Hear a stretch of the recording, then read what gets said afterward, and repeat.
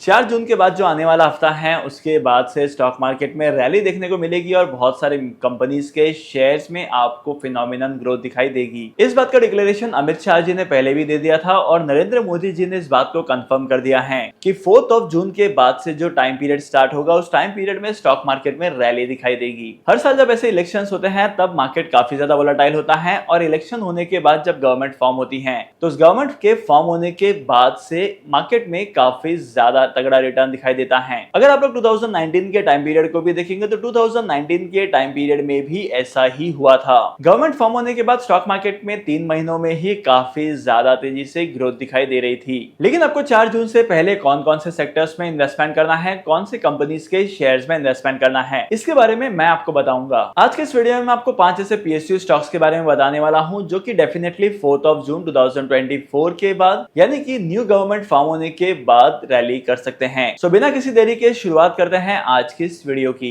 और सबसे बड़ी बात तो यह है कि अगर बीजेपी गवर्नमेंट फॉर्म हो जाती है तो ये स्टॉक्स और भी ज्यादा तेजी से ग्रो करेंगे। तो सबसे पहला कंपनी का नाम है जहां पर आपको इन्वेस्टमेंट करने के लिए कंसिडरेशन करना चाहिए, वो है पावर ग्रिड। क्योंकि आने वाले 3 से 5 साल के टाइम पीरियड में पावर सेक्टर में इन्वेस्टमेंट होने वाला है 17 लाख करोड़ से भी ज्यादा का। और ये बात कही है power and renewable energy minister ने। और जैसा कि आप लोग मार्केट में करंट सिचुएशन को देख रहे हैं, करंटली मार्केट में पावर सेक्टर की डिमांड और साथ ही साथ रिन्यूएबल एनर्जी के सेक्टर की डिमांड बढ़ने वाली है। और अज्यूम करो ये सेक्टर अभी इतना तेजी से ग्रो कर रहा है तो 17 लाख करोड़ का इन्वेस्टमेंट होने के बाद इस सेक्टर में कितनी ज्यादा ग्रोथ आएगी। और इस चीज का सबसे बड़ा बेनिफिट होगा पावर ग्रिड को। और करंटली जब मैं इस वीडियो को रिकॉर्ड कर रहा हूं तब पावर ग्रिड के शेयर्स की प्राइस काफी ज्यादा अट्रैक्टिव है, कंपनी के फंडामेंटल स्ट्रॉन्ग है और अगर आप लोग लॉन्ग टर्म के लिए इन्वेस्टमेंट करते हैं तो लॉन्ग टर्म में आपको डेफिनेटली अट्रैक्टिव रिटर्न्स मिलेंगे। और अगर आप लोग इस कंपनी के पास्ट रिकॉर्ड को भी देखेंगे तो इस कंपनी का पास्ट रिकॉर्ड काफी अट्रैक्टिव रहा है in terms of share price growth, in terms of fundamentals, in terms of dividend.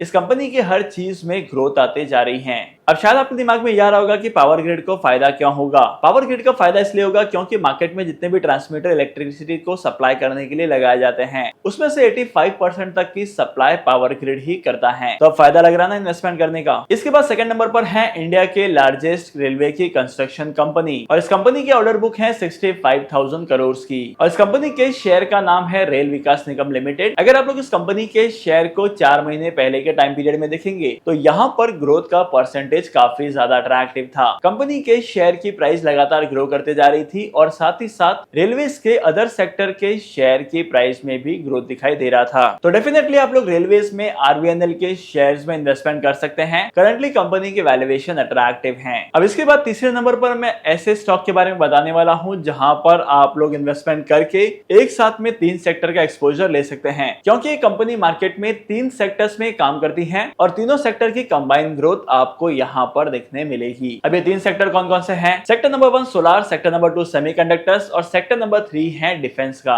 I guess आपको पता चल गया है कि मैं कौन सी कंपनी के बारे में बात कर रहा हूँ। मैं बात कर रहा हूँ भारत इलेक्ट्रॉनिक्स लिमिटेड की। अगर आप लोग इस कंपनी के बिजनेस मॉडल को देखेंगे तो इस कंपनी का बिजनेस मॉडल अट्रैक्टिव है, यूनिक है और फ्यूचर प्रोस्पेक्ट के हिसाब से काफी ज्यादा ग्रोथ अपॉर्चुनिटीज इस कंपनी के सामने है क्योंकि आने वाले टाइम पीरियड में सेमीकंडक्टर्स की डिमांड बढ़ने वाली है तो ओवरऑल ये सेक्टर ग्रो करेगा। सोलर एनर्जी का सेक्टर ग्रो करते जा रहा है, सोलर पैनल की डिमांड बढ़ते जा रही है और साथ ही साथ डिफेंस के सेक्टर में भी काफी ज्यादा इंडिया आगे बढ़ चुका है। तो इस चीज का इंपैक्ट आपको भारत इलेक्ट्रॉनिक्स लिमिटेड के शेयर्स में देखने मिलेगा। फोर्थ नंबर पर आता है वारी रिन्यूएबल्स जो कि अपने ग्रीन एनर्जी और रिन्यूएबल एनर्जी के सोर्सेस में काफी ज्यादा फोकस कर रहा है और आने वाले टाइम पीरियड में इस कंपनी के शेयर काफी तेजी से ग्रो करेंगे और यहाँ पर फंडामेंटल स्ट्रॉन्ग होने की वजह से एक स्ट्रॉन्ग रिकमेंडेशन होती है बाय करने की। और इस सेक्टर में सेकंड कंपनी जहां पर आप इन्वेस्टमेंट कर सकते हैं वो है NHPC।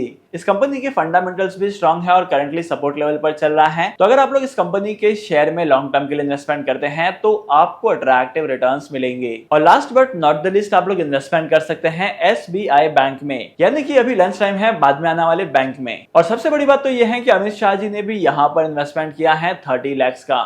और इस कंपनी के शेयर में क्यों इन्वेस्टमेंट करना है, कितने रिटर्न्स आपको कमाने को मिलेंगे, ये मुझे बताने की जरूरत नहीं है, क्योंकि एसबीआई बैंक के बारे में कौन नहीं जानता है। तो 4 जून 2024 से पहले आप इन कंपनीज के शेयर्स में इन्वेस्टमेंट करने के लिए कंसीडर कर सकते हैं। बाय द वे, इनके अलावा आप लोग कौन कौन सी कंपनी के शेयर में इन्वेस्टमेंट करने का पर्सपेक्ट बना रहे हैं, let us know in the comment section. Demat account open करने के लिए टॉप 3 ब्रोकर्स की लिंक आपको डिस्क्रिप्शन में मिल जाएगी, वहां पर जाकर आप लोग डीमैट अकाउंट ओपन कर सकते हैं और स्टॉक मार्केट में इन्वेस्टमेंट करना स्टार्ट कर सकते हैं। आई होप कि आज के इस वीडियो का कंटेंट आपको वैल्यूएबल लगा होगा। अगर आपको आज के इस वीडियो का कंटेंट वैल्यूएबल लगा है तो इस वीडियो को लाइक करना। मैं आपको मिलूंगा अगली वीडियो में नए टॉपिक के साथ, एक इंटरेस्टिंग टॉपिक के साथ। तब तक के लिए signing off, happy investing and good bye.